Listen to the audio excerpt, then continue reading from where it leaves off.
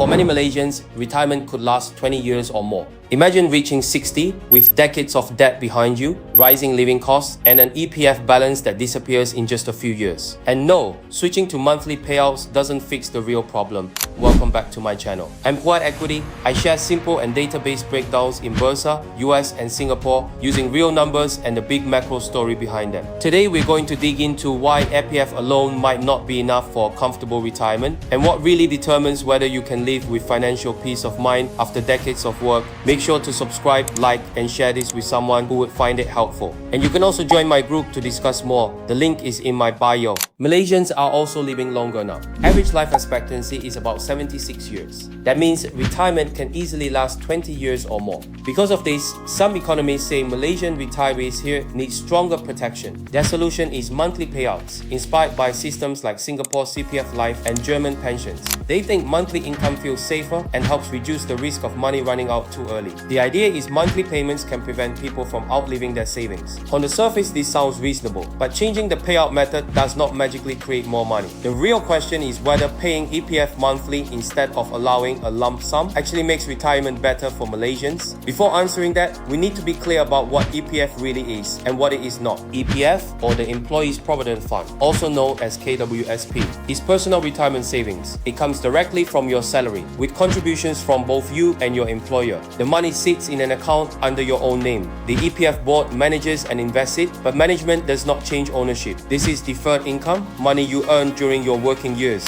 A pension works very differently. In Malaysia, pension usually means the government pension for civil servants. This money does not come from personal salary contributions. It comes from government revenue. In simple terms, taxpayers. That is why the government can decide how pensions are paid, who gets them, and how much, but pensions are not for everyone. Once we separate these two clearly, the debate around EPF changes. When people say EPF finishes too fast, that concern is real. But EPF does not fail because of payout style. It fails because many people reach retirement already under heavy pressure. For many Malaysians, EPF is not used for travel or relaxed living. It is used to clear debts. Housing loans that stretch into the late 60s or even 70s, car loans, other commitments that were pushed forward because income was never enough earlier on. That is why lump sum withdrawals disappear fast. Not because people spend wildly, but because they are paying for years of financial stress. And here is the point many people miss. Even if EPF were forced into monthly payouts, the pressure would still exist. The money would be spread out, but the underlying problem would not disappear.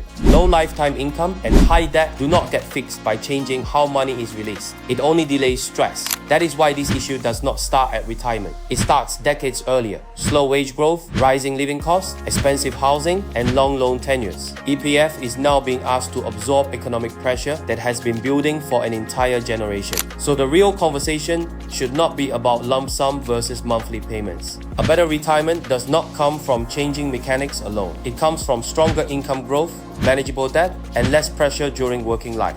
When wages grow and finances are healthier, retirement feels lighter naturally. That is why preparation does not start at 60, it starts much earlier. Build skills, invest with purpose, use money intentionally, while time is still on your side. EPF is just one tool. The economy you work in and how early you prepare matter much more. So if you were to retire today, do you honestly feel your EPF would give you a lighter and more dignified life? Welcome to share your thoughts in the comments and in my group. Thank you for following the channel for more Malaysia-focused conversations.